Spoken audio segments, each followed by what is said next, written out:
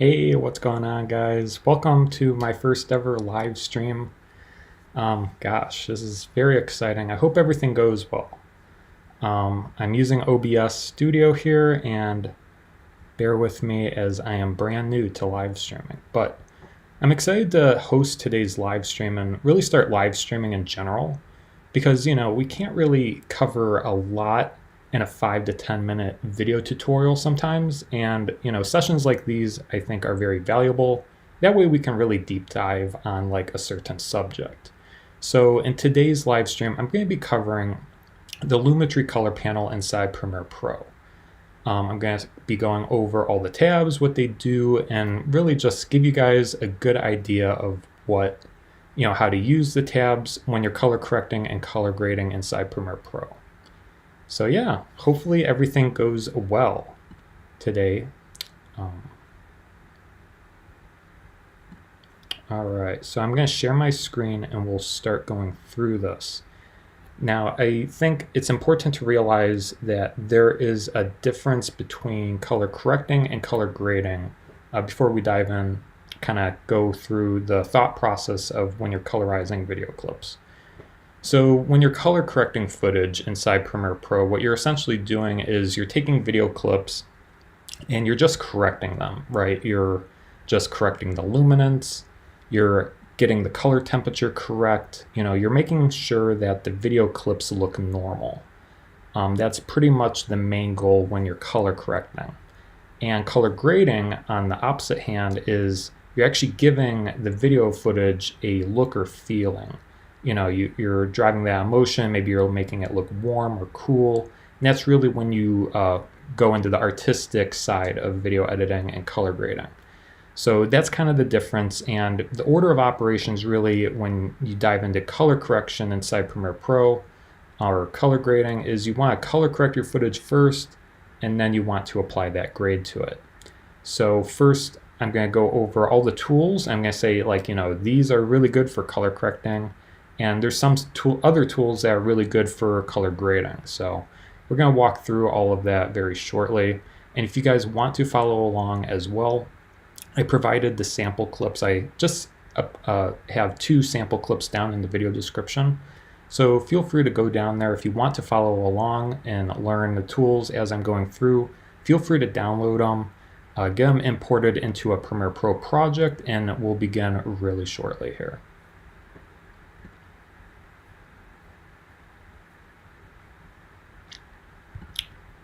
All right, now bear with me guys as I am an amateur at this. So this is live stream number 1. All right, I'm going to share my screen, and I didn't think about this before, so you're going to see my OBS screen, and then I'm going to go to Premiere Pro. So it's going to look a little funny for like a few seconds here. All right. All right, so now you should be able to see Premiere Pro as I switched over. And I'm playing back the live stream on my phone, that way I can see what you guys are saying. So, all right, everything looks pretty good on the live stream. So I just imported those clips, but you know, if you need to import your clips, go to File, Import, very easy, find the clips, import them. Just a very simple project today. The purpose of this is just going over color correction and the tools. So what I'm going to do is just marquee select these and drag them to the timeline panel. And I'll create a new sequence inside Premiere Pro based on the footage. And let's see here. So we got 2 clips, and I purposely chose these 2 clips. We have a landscape shot, and then we have a shot with people in it. So you get an idea of like color correcting, you know, with people in it, and then maybe color correcting if you're shooting like, you know, landscape video. Alrighty, so the first thing that you'll want to do when you import your clips and you're ready to start color correcting them is you actually want to change the workspace inside Premiere Pro. So right now by default I have the video editing workspace pulled up here, and to change your workspace what you want to do is go in the top right corner, and then you'll see a workspaces button. You want to click on that, and you can see there's a lot of different workspaces that you can change. But when you choose color, Premiere Pro changes the workspace to optimize for color correcting and color grading. So now you can see that it changed over. You have the Lumetri color panel to the right, and you should have the scopes to the top left. If you don't see it, if you're on a small screen like I am, you might want to click the arrows and then you can see Lumetri scopes. Now the Lumetri color panel is where you actually make the adjustments to your video clips for color correcting. And you can monitor your changes in Lumetri scopes. And I'm going to be explaining Lumetri scopes, how to read those scopes, you know, or if you see something different, how to change it in a little bit here. But essentially you make the changes in the Lumetri color panel, and then you can reference, you know, you can see your footage, what you've done in the program monitor in the center here, and then you can actually see the luminance and the actual saturation to the left here in Lumetri scopes.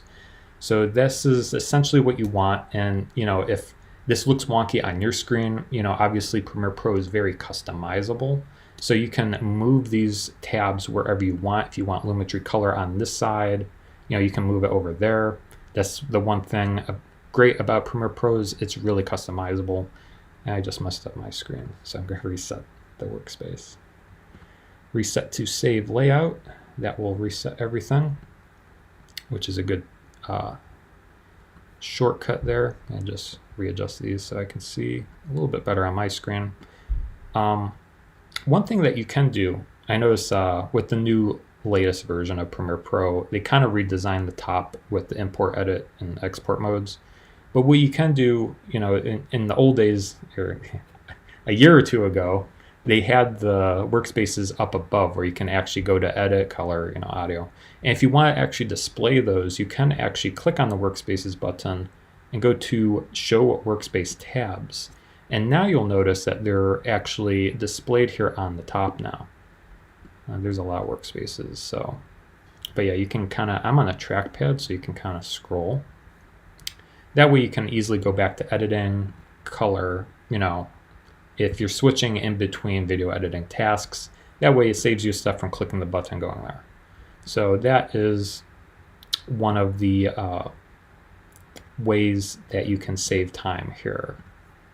Gonna go check on the stream. All right, got 3 people watching. 1 is me, but welcome to the live stream, everybody. Hopefully this goes well today and that you can hear me. If you want to type anything, hopefully you can hear me. I don't have headphones on, but yeah. All right, let's dive into Premiere Pro and start color correcting and going through, you know, the different tools inside the Lumetri color panel. All right, so to start making changes, what you want to do is actually click on a clip. And then in the top right, you can actually make changes. So there's different tabs, and when you click on a tab, it opens. You know, you got basic color correction, creative, curves, color wheels and match, HSL Secondary, Vignette. And we're going to go and walk through all of these. That way you guys have a really strong understanding of how each one works. And the first thing when you click, before you even make any changes, there's an important note that you want to realize before you actually start making adjustments.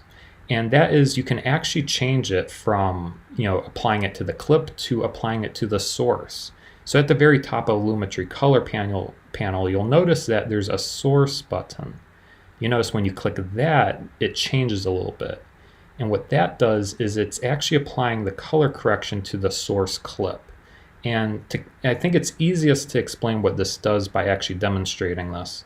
So say if you click on that and you actually, we'll just make it obvious, we'll just change the color temperature so it's cooler, right? I just slid the temperature so it's cooler.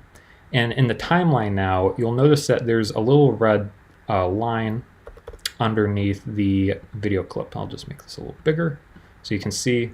And essentially what has happened is you applied a Lumetri color to the source clip. Now let me show you what this actually does. Say if I take my razor tool, and say if we start actually editing this, right? Maybe we make cuts, we zoom out, we move this part over here. Now, for instance, if you actually just applied it to the base clip, you would have to apply changes to all of those different, all the 4 different, cuts. Where now, since we made adjustments on the source side of the Lumetri color, say if we make it really, hot now, ooh, that looks nice actually. But say if we do that, you'll notice that it's actually applied to everything, regardless of where it is on the timeline.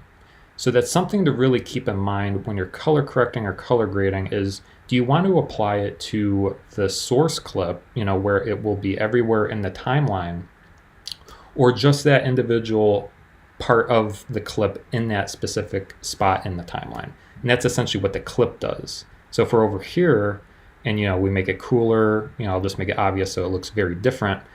Under the clip, this looks terrible, guys. It's gonna get better, don't worry. But just to show you, that is only to that clip. When you go back over here, you'll notice that green look doesn't look, it's not applied over there because it's only on the clip itself.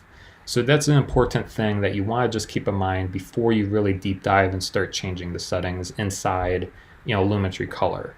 You want to decide, do you want to put it on the clip or the source? And I know one thing that sometimes I think about when I'm color correcting professionally is if one thing that might deter you from choosing source is if it's a very long clip and if the luminance in the color actually changes throughout the clip.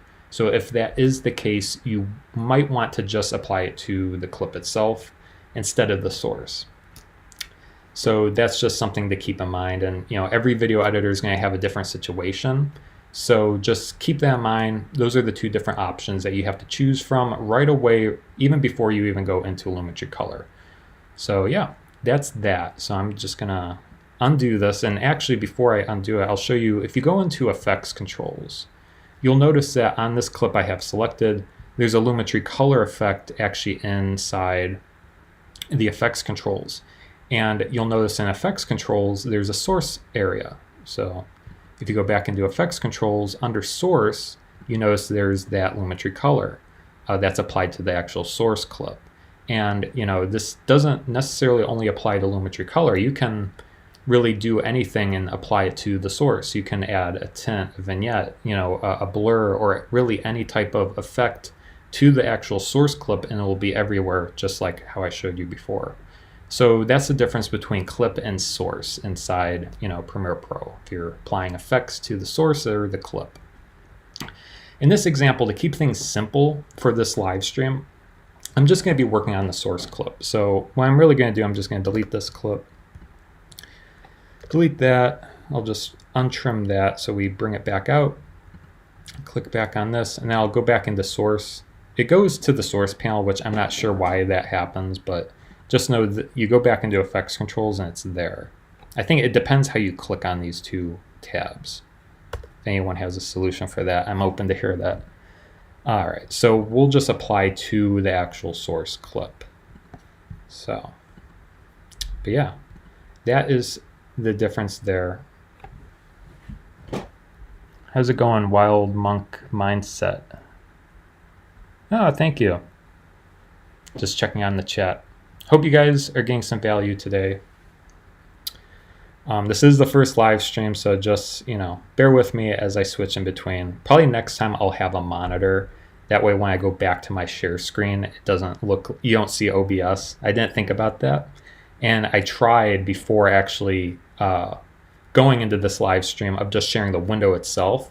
But the issue with that is you guys can't see my cursor or like if I bring up a Finder window or anything. So it's a little bit more tricky. So, all right, let's dive back inside Premiere Pro. Just switch my screen here and go back in here. Hopefully it'll get better in the future. Bring a second monitor with me. All right, let's dive into Lumetri Color. So if we click on the clip, we'll stay in this the clip area. So the first thing you'll notice right away under basic color correction is that there's a place for input LUT. And I think before we really dive into the controls, just a brief background on what LUTs are. And what LUTs are is they're essentially what they're called, what it stands for is lookup tables. And essentially it's a mathematical equation, using fancy, not to get into the weeds, but like, a lot of color science and whatnot that is calculated and applied to a clip. And there's two different types of LUTs that really exist. There's utility LUTs and then there's look LUTs. So in this area under basic color correction, this is really, the input LUT is essentially the utility LUT. And an example of a utility LUT could be, to convert maybe log footage or raw footage to Rec 709 or a different color space. And what that essentially does, what a utility LUT does, is it knows kind of what the raw footage is, and it kind of converts it in a way that you can actually play with it. So if you have experienced, log footage before, you'll notice that it's a very desaturated, it's very flat, or maybe it's shot raw and it's a very, different type of look. When you apply a utility LUT to it, it kind of uncompresses it, and it kind of compresses it, but essentially it uncompresses it, brings all the waveforms out, and it gives you a little bit more control or a little bit of a head start, if you will, to color correcting it inside Rec 709, which is essentially, Rec 709 is like the main color space that most people probably edit their videos in. That's mostly, on smartphones, on the web, on TV. Rec 709 is kind of the standard, the main color space that you edit and you deliver in, essentially. Rec 709 and color spaces, I won't get too complicated into this because that could be its own like live stream. But essentially, as if you want to compare color spaces to like another thing of video editing, is color spaces you can kind of think of like almost like resolutions is a good comparison of. Like a good example is like you can shoot in 4K, but you might actually deliver and upload to YouTube or somewhere else, maybe on a phone, in like full HD or a lower resolution. And that's essentially what color space kind of is in comparison. Is like you can shoot in log or raw, but in the end, you're probably delivering or uploading the video into Rec 709 or a simpler color space where there's less colors and you don't need all that raw data. So that's kind of the comparison. I hope that kind of helps explain a little bit about color space, color science a little bit without going, saving you a film class trip here. But basically what input LUT is, say if you have raw footage from maybe a Canon or a Sony camera, you can actually put your S-Log or C-Log utility LUT in here. And what you do, you just click the drop down, you hit browse, a Finder window will come up, and you can actually select it. And you'll notice that it will kind of correct it, and make it look more normal. That way you have a better way to kind of color correct it. And this is one way that you can add an input LUT. And keep in mind, we are in the clip section of Lumetri Color here. So, this would only be to that clip. But if you wanted to actually add a utility LUT to the source, you can actually do that in the project panel inside Premiere Pro. And I'll show you how to do that. If you click on your footage in the project panel, if you right click on it, you can actually go to modify and then go to interpret footage. And you'll notice down below under color management, there's input LUT. And you can click the drop down and hit add LUTs. And this will actually add it to the source file of the actual video. So you're actually adding that utility LUT to the source, and wherever it is in the timeline, wherever it shows up in your project, that utility LUT, that input LUT will always be applied to that clip. And this is a relatively new feature actually added to Premiere Pro. It was added actually, I think, last year in the 2022 release, if I'm not mistaken. So this is a pretty new feature here that you can utilize if you are shooting in log and you need to convert from log to Rec 709. Whew. Need a drink of water before we go forward. I didn't realize how much talking this would be.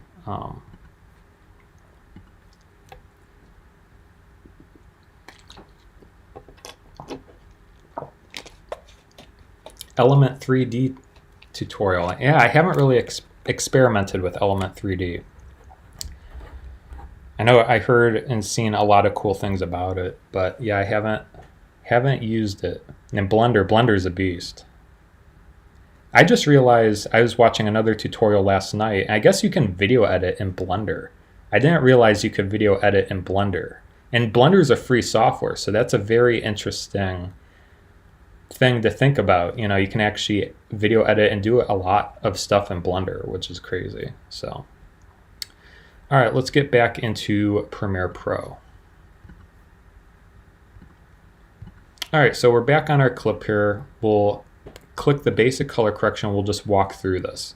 Now, you could probably just stop right here and just click this auto button if you want. I'll just show you how this works. You can click the auto button. And what Premiere Pro will do is it'll automatically color correct your footage for you based on what their machine learning, Adobe Sensei, spits out. That's what it will do. It didn't really do that much, to be honest. In this case, in this example, but you can click that auto button and it will auto, color correct and do some things for you. So that's the auto button, and that's a new feature too. If you don't like it, you can hit the reset button. But say if you need to color correct footage quickly, you can hit auto, maybe make some adjustments, and you should be good to go. All right, now let's actually dive into the different controls. And for this, I'm actually gonna go to the second clip since there's a little bit more to look at and a little bit more to play with here.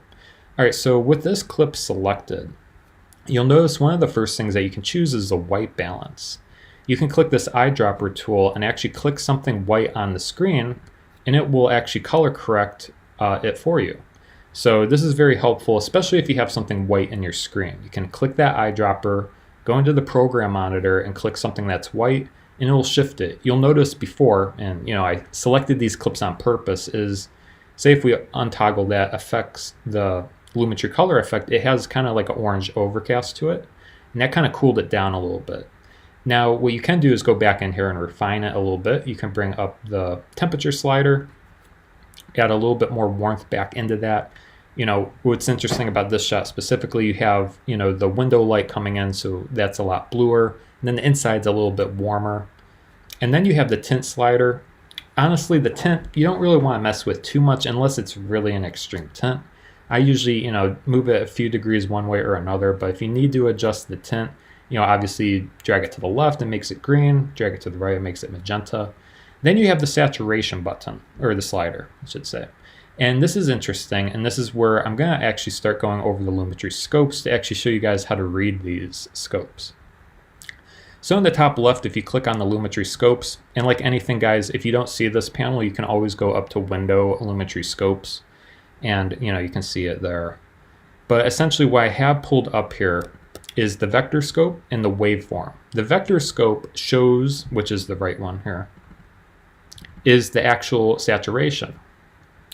So that will show how saturated and which colors are actually saturated in this hexagon here. You can see that there's six different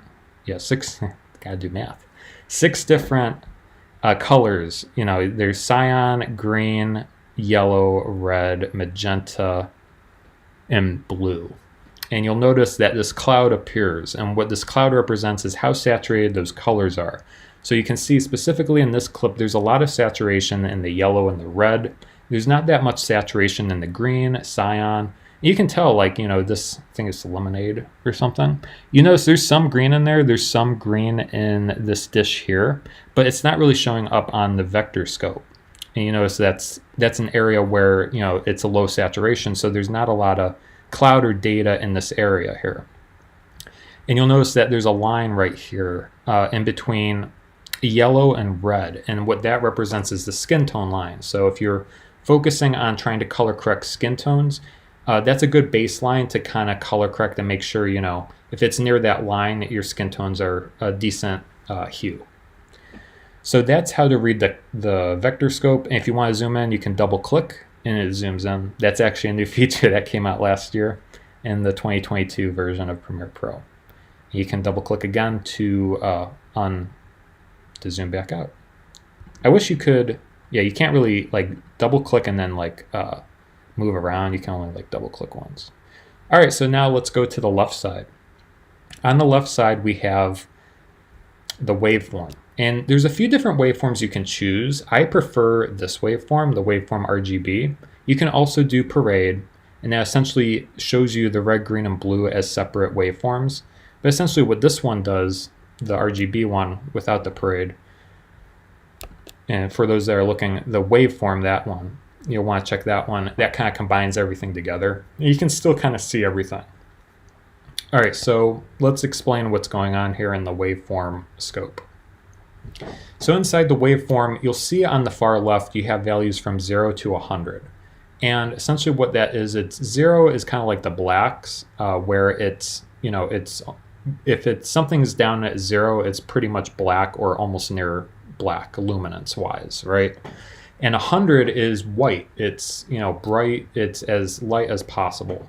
So in your shadows and highlights, the shadows are probably in between 100 to 40, 30-ish around here. And your highlights are between about, you know, 75-ish to 100. These are your highlights. So when you're looking at luminance, that's essentially what the scope that you want to really pay attention to is. You want to pay attention to the waveform scope when you're dealing with luminance. So to show you how this works is, say if we go under light, and if you don't see this, you untwirl light in the Lumetri color panel. If you bring down exposure, you'll notice what happens. Everything gets underexposed, right? You're bringing those highlights down. The brightest thing on the screen right now is at 70%, which is very obvious. You look at the window light, you know, it should be white, right? Because, you know, there's light coming in from the window, and that's at 70%. So you can kind of gauge your luminance based on that scope right there. And if you want to reset these sliders to the right, you just double click on the little circle, and that will just reset everything. So that's a good, you know, way to reset one parameter without resetting the whole thing. If you did want to reset the whole thing too, there's a reset button in the top right, and it will reset everything inside that. You'll also notice inside basic color correction, there's a little check mark box under each tab.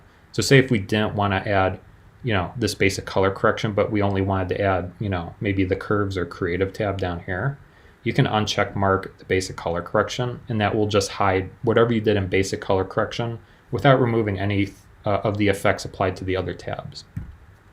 I'll just undo that. And there's a few other sliders that you'll want to mess with down here. The first one I skipped over is saturation. So you can bring the saturation up, and you'll notice everything's getting really saturated now, right?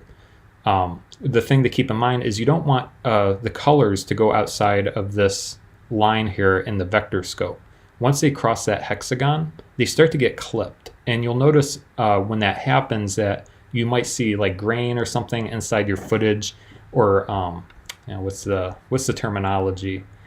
Color. It's not color clipping, I think, but basically it's, you start to get more artifacts and noise in the colors. You'll notice like maybe if the yellow is getting pushed past that hexagon, you might notice that there's a lot of grain inside, you know, like the kid's jacket here, or the lemonade, or, you know, different areas you might see some artifacting or noise. So it's just something to keep in mind. So really when you're color correcting footage inside Premiere Pro, You just want to give it some saturation. That way, if you apply a LUT or you start grading, you bring out those colors and to their full capacity, but you don't clip them as well. And a lot of this is artistic. Sometimes you don't want a lot of color, when you color correct, and sometimes you do want more color. It really comes down to a clip by clip basis, but that's essentially where you fix the saturation for all the colors. And if you guys tune in later on, we're going to be covering more of the individual colors, like say if we wanted to boost the green color. How do you do that without affecting all the other colors? That's a little bit under the curves tab. All right, so now let's go over the light. So there's a lot of different sliders here. Contrast, what contrast slider does, exposure is pretty obvious what that does.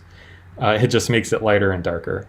But what contrast does, it basically takes the light in the dark and it either adding more contrast makes the separation more, and less contrast, if you move it to the left, it kind of squishes everything. So looking at the waveform to the left, you'll notice that when we drag it in, you're compressing those colors, right? Everything's getting more washed out, more put together, and then when you go to the far right, you'll notice that there's a lot of contrast between the highs and the lows in the waveform. So that's essentially what that does. Usually you want to give some contrast, but you don't want to clip, the white or dark. In this example specifically, there's a few more settings under here that you can mess with to really fine-tune color correction. There's the highlights and shadows. That essentially just affects, the top part of the waveform for highlights and the bottom area for shadows. So for example, if we bring in shadows, we can maybe bring in the shadows a little bit, or sorry, the highlights a little bit. Maybe we bring down shadows a little bit. So you can see it's kind of moving down that left area, bottom left. And say if we increase highlights to maybe around there. A good rule of thumb, it doesn't work all the time, but like if you're working with this, highlights should be somewhere between 70 to 90-ish, 100, somewhere around here. And shadows should be maybe around 10 to 30.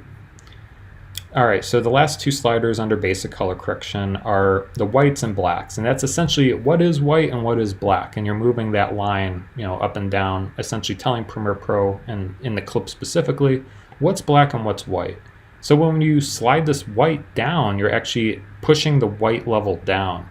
And essentially where you want this to be is, normally, like I keep saying, it's a clip-on-clip base. It's a clip-to-clip basis. So, don't take everything I say literally. It really depends how it looks. But essentially where you'd want white to be is on 100. So you notice that blue right about there. You just want it to touch 100 right there. And that's pretty solid. Same with black. You want the black to just touch 0. So if you bring this black slider down a little bit, you can see it's starting to touch right there.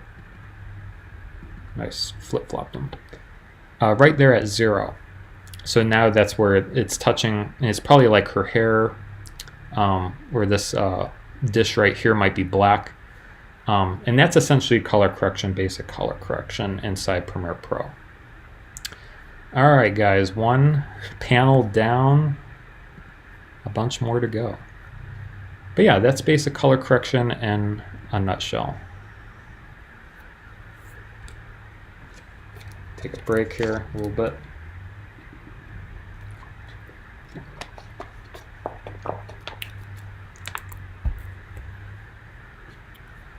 All right.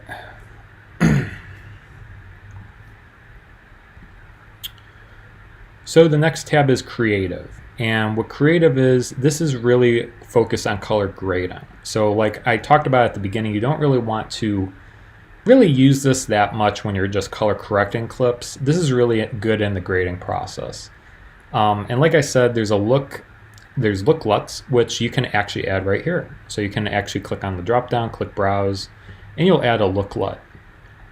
I'll come back to this later and mess with it once we're ready for actually color grading. But essentially what creative is, this is where you actually add the different LUTs, different look LUTs and whatnot. And I made a few tutorials on LUTs before, so feel free to browse them. There's a lot of other free tutorials on YouTube, and even LUT packs that you can download from the internet that you can add. Some are free, some you can purchase. But essentially there's LUTs that you can add, and this is the creative tab is pretty much reserved for color grading. once you're at that point. Next, let's go into the curves, and we'll come back to creative when we're ready, but curves is a good area to fine-tune your color correction. And you can use curves really for color correcting or color grading. There's a lot of good stuff inside curves. So the first thing, you'll see the RGB curves, and if you're new to curves, I'm going to explain how to read this. So what this is showing is it's showing the clip over a line. The top right are the highlights, and the bottom left is the shadows. So you notice, say if we take this, right, what you're doing when you go up is you're making the shadows brighter. So whatever's more up in the curves is bright. Whatever's down is more darker. So if we take these darks and we crush them, you're essentially sliding it to the right, right? You're making everything darker. So that's how these work. The same thing with the highlights. Say you take the highlights from the top right, what you can do is bring them down, right? You're decreasing the luminance by bringing it down. So it's basically, it's a relationship between the luminance and the darks in the highlights. And the middle is kind of like the midtones. So for example, you can make a point here, and then you have a new point. I just clicked it once to add a point. And you can actually boost the midtones by just boosting this up. And you can add several points, right? You can add another point maybe in the highlights, bring this down a little bit. Maybe you bring down the shadows a little bit by clicking a point and then clicking and dragging. You can see just by doing that, you kind of brought out their skin tones a little bit more, right? Or the midtones, I should say. So that's how you use curves. And to undo that, you just double click on those points and it will just reset the curves. A common thing inside color grading or color correction is do a S curve, and that's essentially you kind of bring down, this is essentially what contrast is you bring down the darks a little bit, you bring up the highs a little bit, and that's essentially the S curve. Is bring down the darks on the darks and ups on the light, and that makes an S curve. Essentially, that's the classic S curve. You don't want to go too extreme. Well, it depends on the footage, like I said before. But that's essentially curves. And then you'll notice that next to the white, there's other colors. So you can actually just focus on red. And you notice in this clip specifically, you might want to use red because there is a decent red yellowish type of overcast. So say if you wanted to decrease the red a little bit, what you can do is make a point and actually bring down red in the midtones. And you notice that more blue and greens actually added here because there's less red, right? And you notice when we bring it down even more, if you're focusing on the vector scope over here, there's less red, right? And there's more color being pushed to cyan and green. And this looks a little weird, but it's a good example of how powerful curves can be, really depending on your own video footage, how you want to actually edit these curves. Green is really good. I use the green slider, the curves, all the time, especially if you're shooting under fluorescent lights or you have a ugly green overcast. Using the green curves is really good to take it out, especially if you have green in your skin tones. Just making a point in the center and bringing it down a little bit really helps a lot in reducing the amount of green or the ugly green overcast in your footage. So that's a quick way to use that. And blue's the same. If you want to add more blue, you can add more blue. And keep in mind, just like how I did in the white, you can add, say if you want more blues in the highs, you can add more blues in the highs, less blues in the lows. You notice, coming out of the window, there's more blues now. So you can see, you can get really creative with this, really depending on your footage. And it can really be used for either color grading, giving it a feeling, or just color correcting. Say if you do have a green overcast, you want to color correct it, make it look more normal, you can go in here and lower those green midtones and really fine tune the colors to get color corrected. So essentially that's what curves does. In this example, it's pretty solid. You could bring down curves a little bit in the green. Probably something like that, Sometimes, guys, color correcting it's like the littlest things make the biggest difference. You know, just a nudge less green helps significantly. So you can see it just brought out just a little bit of green overcast in that footage there. So essentially that's what greens are. All right, let's scroll down to hue versus sat. So what hue versus sat is, it essentially changes the saturation of a hue. What does that mean? Essentially, it takes the hue, so all the colors, right? You can actually change how saturated a specific color is. So say if we wanted this green to pop a little bit more, what you can do is use the eyedropper tool in the far right and actually click on this green color in the program monitor. You'll notice that there's a new points are selected here, right? And what you can do is click and push up to actually add more saturation into that area. So you notice when we click and unclick that, there's more saturation added to that picture right here. It's a little tough of an example. Let me pick something else. And to undo this, you just double click it and that'll reset, very similar to curves up above. That'll reset the line. All right, let me pick, maybe her shirt is a good example, right? Maybe we want to boost the saturation of the shirt. You'll notice when we click on it, 3 points are made. You'll drag the center one up and that'll add more saturation to her shirt. And you'll notice we are clipping, like I mentioned earlier. In the vector scope, you'll notice that the red is very much over. And even if we make this full screen, you might see some artifacting like I was talking about earlier. But say if you wanted to do the opposite is true, right? Say if we wanted to make it less, saturated, you can actually take this and pull it down. And this will desaturate her shirt, right? So it really depends what you want to do inside Premiere Pro. If you want to kind of give everything a baseline a little bit, you can kind of make it look a little flat. That'll kind of calm down all the colors and pull everything back in a little bit, looking at your vector scope over here. But essentially that's hue versus sat. It's a good way to control your saturations of very specific colors. All right, let's go over hue versus hue. So what hue versus hue does is it actually changes the hue of a hue. And this is pretty cool. So not sure which color to change because it might look really weird. But essentially I'll pick one and we'll see how it goes here. Say if you wanted to change the color of her this kid's shirt, right? You click on the color and points are picked up, and when you click and drag, you'll notice that you can shift the color of that hue. So you can see from the vertical line what hue it's changing to. So you can see like up here you're changing it to magenta, and obviously it's affecting everything. And there's actually a control later that I'll show you guys called HSL Secondary, where you can really fine-tune exactly the color that you want to change, which is really good for fine-tune color correcting. But essentially this changes the hue of a hue, and it's really selective. It really depends on the color that you want to change. We'll try her shirt. I'm not sure how it will turn out here. So say if we wanted to change her shirt to be purple, or maybe pink, that's not bad. You can push it up a little bit and then that changes it, right? So you can see the difference there. Kind of shifted the reds a little bit more to magenta, and you can see in the vector scope it's actually pushing those colors towards magenta. You can see as I check and uncheck the box.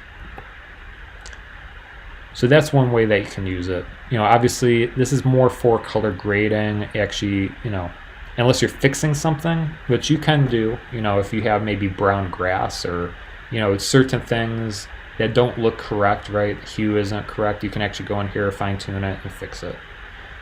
In this case, there's not that much, everything looks normal. There's not like something to really correct, right? So, but that's what hue versus hue does.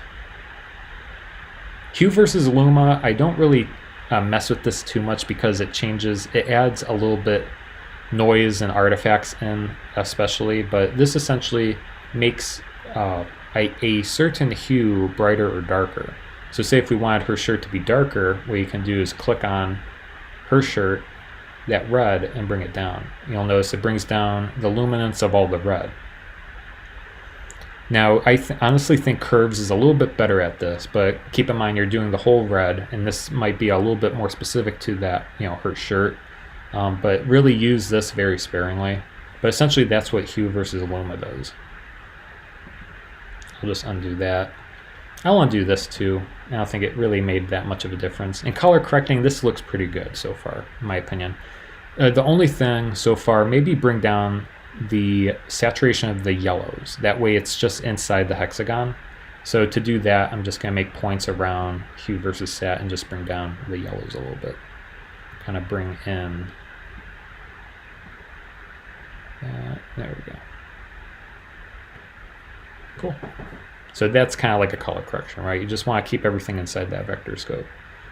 All right, Luma versus Sat. This essentially it changes saturation of the luminance. I honestly don't. The only thing I really do is I kind of bring down the edges. So I'll show you what that does. If you bring down the edges here, it kind of brings down the saturation of the whites and the darks. Because when you really think about it, there's not a lot of color you don't really want a lot of color bleed in your whites and darks. Say if something's black, you might not want a lot of color in the black. It might doing this and kind of bring down the saturation and illuminance, specifically when you're talking about what's white and what's black. You just want what's white to be white with no color. You want to be what's black be black without color, right? So that's essentially what that does. And then Sat versus Sat, I honestly never use this. And even if you guys are curious, you can mess with this and just see what it does. You can see it kind of brings up a saturation of a saturation, which is interesting. But I usually never use this, right? If I wanted to bring up red, I'd probably just stick to the Hue versus Sat above. But yeah, that's pretty much color correction under the Curves tab. And like any of the other tabs, you can uncheck it and it undoes it. So you can see we kind of color corrected it pretty good here. We brought out some of the greens, we brought in the yellows a little bit, and that's a solid color correction.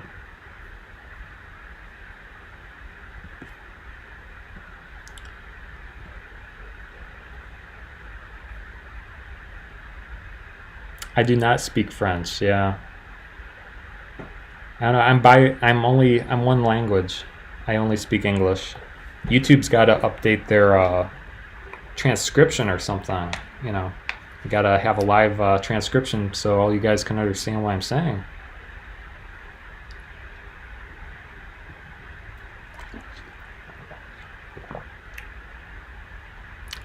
So for downloading packs, transitions, and color grading, there's a lot of cool websites that you can get, different packs for like LUTs and stuff. There's Color Grading Central has a few free LUTs that you can download. If you're looking for utility LUTs specifically, you can always start with the manufacturer of the camera. So if it's a Canon or a Sony, you just simple Google search, you can find utility LUTs. So, but yeah.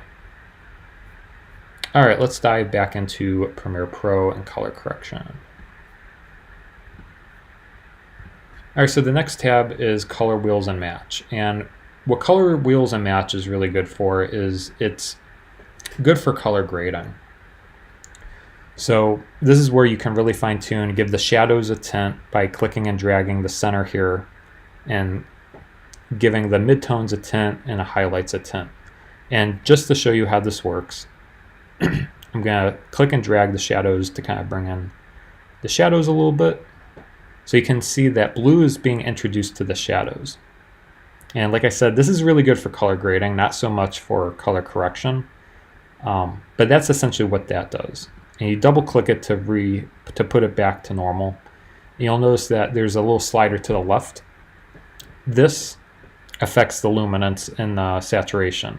Or this affects, the luminance of that part. So say if you want the shadows to be brighter, you bring up the shadows, everything obviously in the waveform, it brings it up, right? And you slide it down then it brings it down. And like I said, this is really good for color grading specifically. Midtones, same thing. You know, if you want your midtones, now I will say if you are having issues with midtones and you're color correcting, this is a nice area to go if you don't want to mess with curves, to just bring up your midtones a little bit, right? If you want to bring up your midtones, this is a good way to do that. You'll notice that the range from like 30 to 60 is being kind of pushed up a little bit in your waveform. And highlights, same thing. You can add a tint, like a color to the highlights specifically, and mess with the luminance. But essentially here, for color correcting specifically, having the midtones, boosting the midtones a little bit. I'll boost it a little lower. But yeah, the only thing for color correcting, I would just boost the midtones a little bit if you're here in the midtones. One cool thing inside color wheels and match is if you are color grading or color correcting, you want to make your clips look very similar, what you can do is click on comparison view. And this will bring up two different monitors essentially in your program monitor. And I'll just make this a little bigger so you can see. So what you can see here is that you have the current frame in the right hand side, right? That's essentially wherever the playhead is in the timeline panel. And then to the left, there's the reference clip. So you can change the reference, right? You can, this is kind of like a baby, like a mini timeline here. And you can go forward in time to see different parts. And what's on the left is the reference, and what's on the right is the current. That way you can see, like, you know, should I add, to make it look similar, you can make adjustments on, you know, the current one. Say if you want to add more orange to the midtones, you can do that. You can try to match, you know, both sides, right? That's essentially what this tool is used for. You'll also notice inside the program monitor is that there's these two buttons here, vertical split and horizontal split. And you can change it, that way you can really see, and you can click and drag the center here to really see, you know, compare two clips together. You have the horizontal and vertical, you can do it. That way you can really judge and determine the two different clips and how close those are, you know, to each other. So that's a really cool tool to use. There is a button in the program monitor called comparison view. If you don't see this, click on the plus button and drag it down. But essentially you can turn this on and off by just clicking that. I personally like this view, that way you can see both of them, but you know, to's each their own. Alright, so I'm going to turn that off, but essentially that's what color wheels and matches. We'll probably come back to that maybe a little bit for color grading, but that's essentially what that does. HSL Secondary. So this is where you can really fine-tune a color, a certain color, right? You can take, you know, you can really select a color and really fine-tune it, right? For this example, let's do our shirt again, because I think it's a pretty good solid example of how to use this. So to set a color, click on the key, the eyedropper tool, and click once on a color. Now nothing has happened, but to actually see what has happened here, what you want to do is click the box next to color gray, and then you'll see actually what's selected. And then to add more color, you'll notice that there's these plus and minuses. And this is where you can actually fine-tune the actual, you know, what you're actually picking up in the color, right? So you can click the plus button and say if you want more of the shadows or whatnot. You can actually, you know, get more of that. And then you can click on the minus and say if you didn't want, you know, the person's face or the skin tones, you can click the minus and get rid of that. And then down below, you'll notice that there's hue, saturation, and luminance. This is really where you can fine tune the adjustments on the luminance side. So you notice when we click and drag, sorry, my computer is a little slow. When we click and drag the upside down triangle, you're kind of expanding it. You can kind of bring in a little bit more of the darkness, especially in the luminance. You'll notice the far left is like black and far right's, you know, color. I'll probably just expand this whole thing. We're doing it live, guys.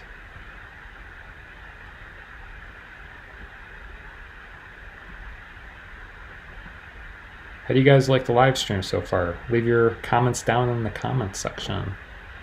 If you have any suggestions too for future live streams, I'm open to suggestions. But basically, just fine tune. You can get as detailed as you want here.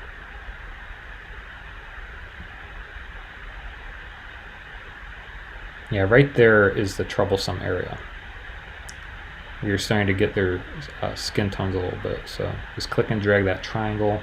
You can click and drag the upside down triangle a little bit.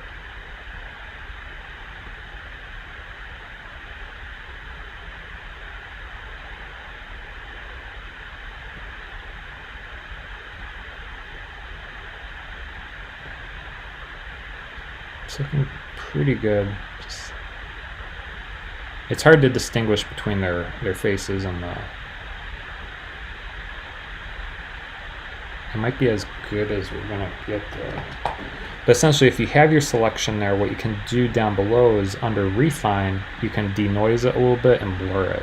And by blurring it, that'll help, get rid of some of the noise.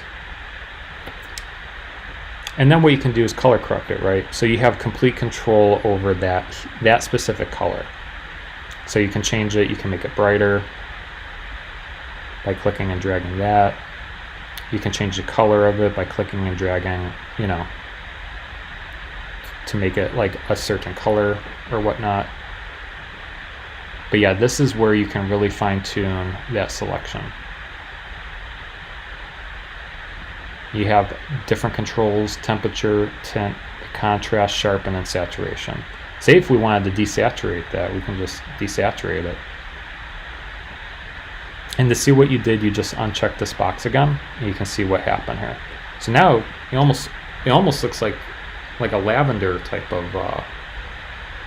It looks pretty cool actually. But essentially, that's what HSL Secondary does. It allows you to really fine tune a color selection, and going around skin tones, as you can see, it's tricky because the reds to yellows, they're all kind of lumped together. But even if you are color correcting something maybe in the blues, greens, or magentas, you might have more flexibility in doing that. All right, and finally, guys, I'm going to undo that because it's not really a color correction thing. It's more of like a color grade, or if you want to get creative on a certain color, that's where you can go select it and fine tune it. Under Vignette, this is where you can add a vignette. And really, like I said, this is more color grading. So, to actually add a, shadow and whatnot. So if you drag to the left, you're actually introducing vignette. And when you drag to the right, you're actually adding a white vignette. So either way, it's an artistic preference here. I always like adding the dark vignette, and the midpoint actually moves like the midpoint, kind of like where that shape is of the vignette. And then you can feather it. So left decreases the feather, so now you can actually see the shape of it, and right actually makes it more feathered. So that's vignette. But like I said, that's kind of color grading. I'll just uncheck that. So now we pretty much got a color corrected clip, right? So next we can go into color grading a little bit and kind of show you guys maybe how to mess with a LUT to close out the live stream today.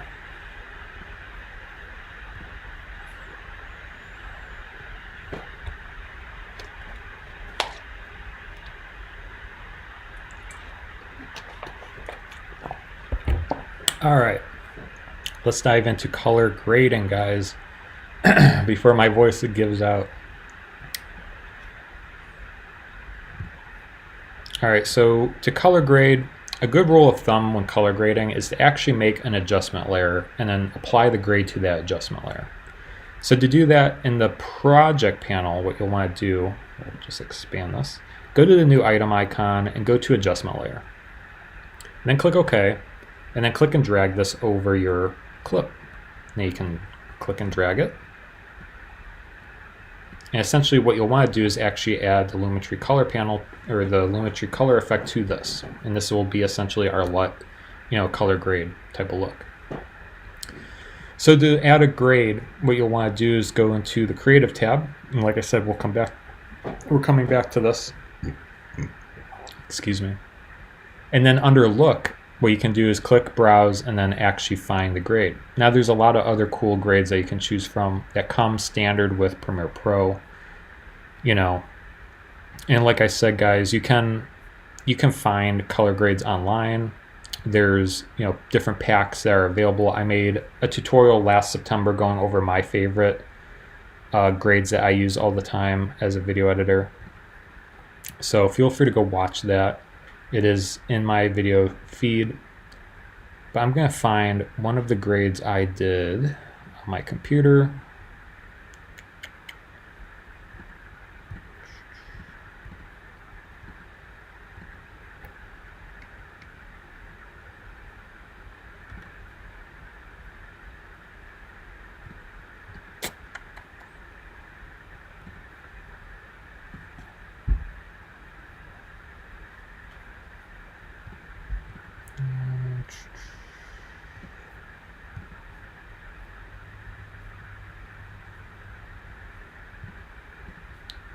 Trying to find it. Sorry. Stand by, guys. All right, found it. All right, so this is a LUT that I made. It's called the Vintage Warming LUT. And you can kind of see with and without it what it kind of does. It kind of warms it up a little bit, right? Kind of makes it a nice vintage warming LUT.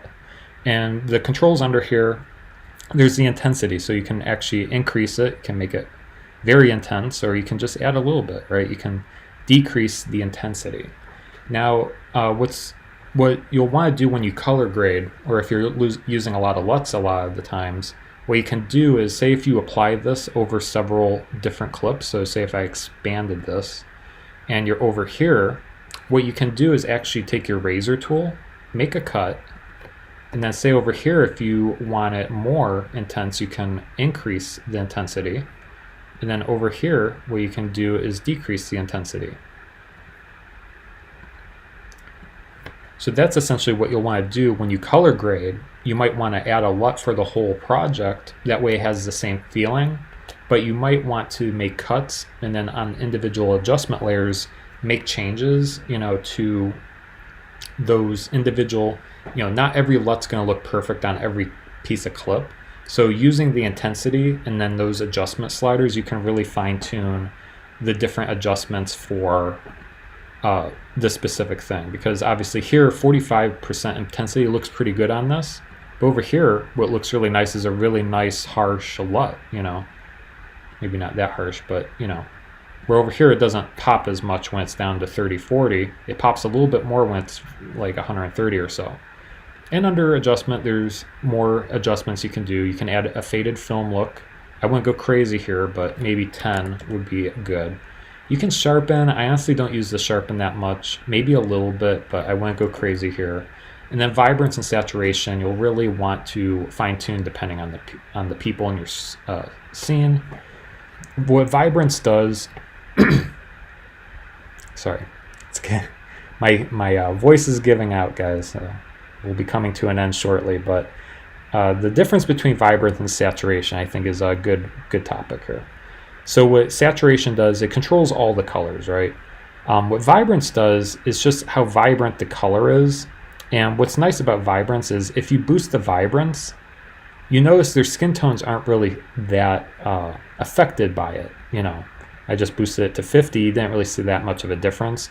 But if you just increase the saturation, it's kind of like everything gets boosted, where vibrance is, it's a little selective. It's like taking the saturation that's already there and boosting it.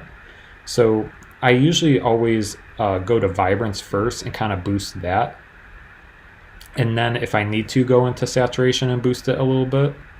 But vibrance is a really good control that you can use to really fine tune, you know, the saturation of your of your clips in your color grade.